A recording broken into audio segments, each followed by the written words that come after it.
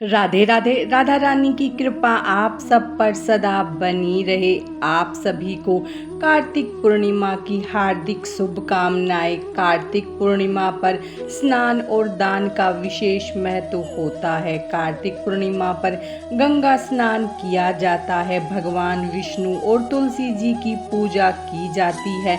आज की वीडियो में मैं आपको कार्तिक पूर्णिमा की पूजा विधि के बारे में बताऊंगी। तो चलिए हम अपनी वीडियो शुरू करते हैं। जहां आपको पूजा करनी है, पहले आप उस स्थान को अच्छे से साफ करें। वहां पर गंगा जल छिड़क कर उसे शुद्ध करें।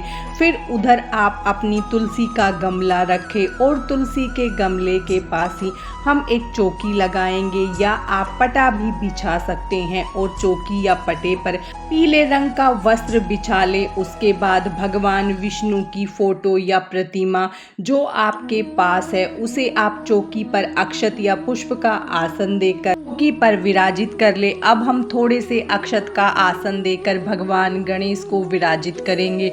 आपके पास भगवान गणेश की फोटो मूर्ति है तो आप वो ले, या आप सुपारी से भी भगवान गणेश बना सकते हैं। उसके बाद हम भगवान विष्णु के सीधे हाथ की तरफ स्थापना करेंगे, तो उसके लिए हम चौकी पर अष्टदल कमल बनाएंगे। फिर हम एक कलश लेकर उस पर रोली से स्वास्तिक बनाएंगे। उसके कंठ पर हम कलावा बांध देंगे और उसे शुद्ध जल से कंठ तक भर लेंगे। उसके बाद हम उसमें एक सुपारी, हल्दी की गांठ, लौंग, इलायची, एक सिक्का और एक पुष्प डालेंगे।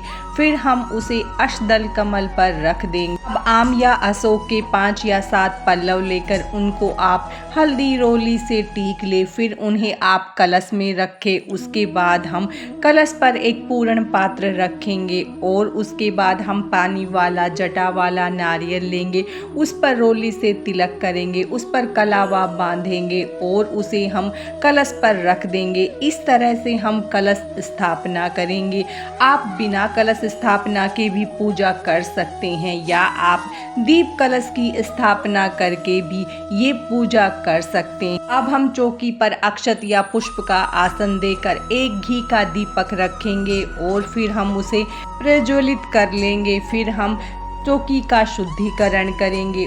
अगर आपने कार्तिक पूर्णिमा का व्रत किया है या सिर्फ आप कार्तिक पूर्णिमा की पूजा कर रहे हैं, तो भी आप हाथ में थोड़े से अक्षत, पुष्प और जल लेकर और एक सिक्का लेकर अपने कार्तिक पूर्णिमा व्रत का या कार्तिक पूर्णिमा की पूजा का संकल्प जरूर ले। अपना नाम, गोत्र, स्थान बोलते हुए संकल्प करें और हाथ के अक्षत पुष्प को भगवान विष्णु को समर्पित कर दे। उसके बाद हम स्नान की भावना करवाते हुए चौकी पर विराजित सभी देवी देवताओं का स्नान करवा लेंगे। सबसे पहले हम भगवान गणेश का पूजन करेंगे, तो भगवान को रोली हल्दी से तिलक करेंगे।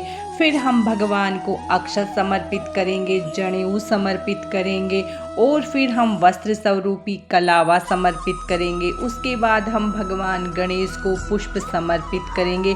इस तरह से हम पहले भगवान गणेश का पूजन करेंगे। फिर हम भगवान विष्णु को चंदन से तिलक करेंगे। फोटो में विराजित सभी को हम चंदन से तिलक करेंगे और कलश को भी हम चंदन से तिलक कर लेंगे। फिर हम दीपक को तिलक करेंगे। उसके बाद हम भगवान विष्णु को वस्त्र स्वरूपी कलावा समर्पित करेंगे। हम कलश को, दीपक को भी कलावा समर्पित कर देंगे। हम तुलसी मैया को भी रोली हल्दी से तिलक कर लेंगे, अक्षत समर्पित कर देंगे और माता तुलसी को हम चुनरी समर्पित कर देंगे। अगर आपके पास चुनरी नहीं है तो आप वस्त्र स्वरूपी कलावा भी समर्पित कर सकते हैं। फिर हम सभी को पुष्प समर्पित करेंगे। अगर आपके पास माला है तो आप फूलों की माला भी भगवान विष्णु को समर्पित कर सकते हैं। फिर हम दक्षिणा समर्पित करेंगे। दक्षिणा पूजा में रही कमियों को पूर्ण करती है। उसके बाद हम भोग अर्पित करेंगे। पहले हम भगवान गणेश को मिठाई का भोग लगाएंगे, ऋतुफल अर्पित करेंगे, क्योंकि भगवान गणेश के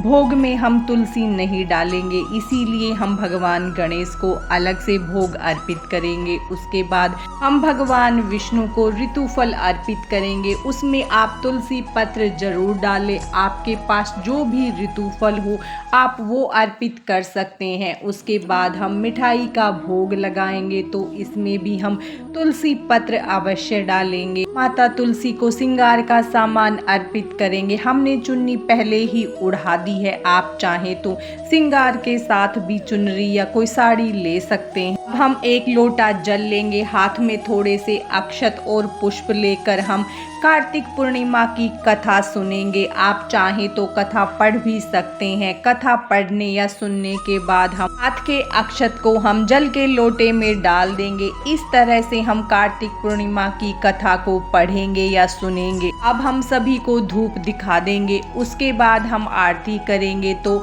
आपने चौकी पर जो दीपक जलाया है आप उससे भी आरती कर सकते हैं।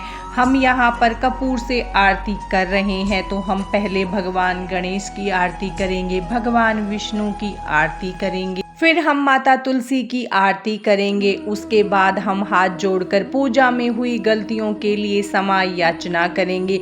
आप चाहें तो कार्तिक पूर्णिमा के दिन परिक्रमा भी लगा सकते हैं। आप 108 परिक्रमा लगा सकते हैं या आप 5, 7, 11, 21, 51 लगा सकते हैं। आप में जितनी सामर्थ्य हो आप उतनी परिक्रमा लगाएं। परिक्रमा लगाते समय ओम नमो भगवते वासुदेवाय मंत्र का जप करते जाएं। इस तरह से हम कार्तिक पूर्णिमा की पूजा को संपूर्ण करेंगे। कार्तिक पूर्णिमा के दिन भगवान विष्णु और तुलसी जी का पूजन जरूर करें। आपके पास भगवान विष्णु का जो भी स्वरूप हो आप उसका पूजन कर सकते हैं और तुलसी मैया तो हर एक के घर में होती ही है। कार्तिक पूर्णिमा के दिन आप 365 बाती के दीपदान को भी दान कर सकते हैं, जिससे हमें पूरे वर्ष भर के दीपदान का पुण्य मिलता है। इस बार कार्तिक पूर्णिमा 2025 में 5 नवंबर को मनाई जाएगी। आप सुबह